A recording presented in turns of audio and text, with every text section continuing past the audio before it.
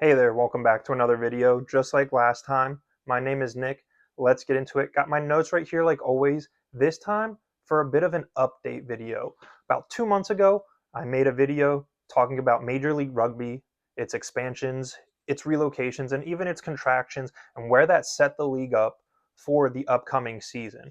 Well, the updates may be some that people are not happy to hear about. There might be some that are hopeful. I didn't think the league could get to a worse situation than it was when I made my last video, but I guess you could argue that it has happened. But if you haven't seen my last video, I will link to it in the description below, and I'll leave it as a click through on the end screen just in case anybody's interested. But let's just do a quick rundown of what's happened this offseason so far. The two California teams have merged. San Diego Legion and RFC LA merged to become the California Legion. Then NOLA Gold announced that they would not be returning for the 2026 season. And then there were speculations when I had made my last video that the Miami Sharks would not be returning. And about 2 days after I made my video and posted it, the league announced that the Miami Sharks, in fact, would not be returning for the 2026 season. So that's already 3 teams. But a month ago to the day that I am recording this, on September 11th, 2025, it was announced that the Houston SaberCats were also not returning for the 2026 season. So that brought the total to 4 teams that have been lost just this offseason, bringing the league from 11 teams down to 7.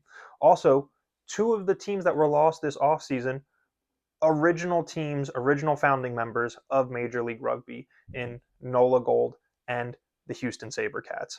The league has completely abandoned Texas over the last 4 years. Austin was kicked out. I talked about that in my last video. That was in 2022. Then Dallas left in 2024, and now Houston leaving in 2025. Austin and Houston are 2 teams. Whenever the league posts anything, I see comments about, please come back to Austin, please come back to Houston. So if there ever were to be expansion again in Major League Rugby, I'd assume that these 2 teams would be on the radar. Part of the reason I have waited to make an update video is because I was waiting for a statement from the league, which was released last night. So forgive me, I will be reading from my iPad for a second because I have the statement right here. But the statement was, this offseason has been a time of reflection and tough choices for Major League Rugby. Running a professional league is complex, and while the departure of teams was not something we anticipated, it has provided an opportunity to reset and strengthen our foundation. Today, we were confirming Major League Rugby will be played in 2026 and beyond. The owners of Major League Rugby have an aligned vision on supporting USA Rugby and in particular our USA Eagles.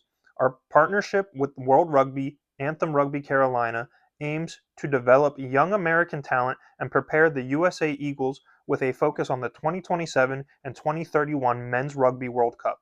To further aid this goal, Major League Rugby will take steps from the 2026 season to increase the game day spaces available to USA Rugby, qualified and pathway players to a minimum of 16 and rising from there.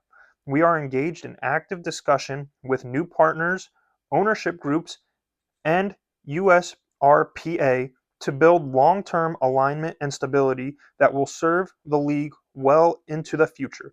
Major League Rugby is fueled by the love of the game, driven by the players who give everything on the field, the dedication of our team's staff, and the passion of our fans. We look forward during the upcoming weeks and months on sharing more details on what you can look forward to in 2026. We thank you for your patience. So that was what the league had said yesterday on social media. My first question is, who are these investors and who are these ownership groups right now that are looking at Major League Rugby going, this is where I should be putting my money? We've lost 8 teams since 2023. 7 teams. I'm sorry. We've lost 7 teams since 2023. Again, 4 of those teams just being this off season. Part of what is really confusing to me is right now, women's rugby is seeing this shoot off into like this upward trajectory in popularity.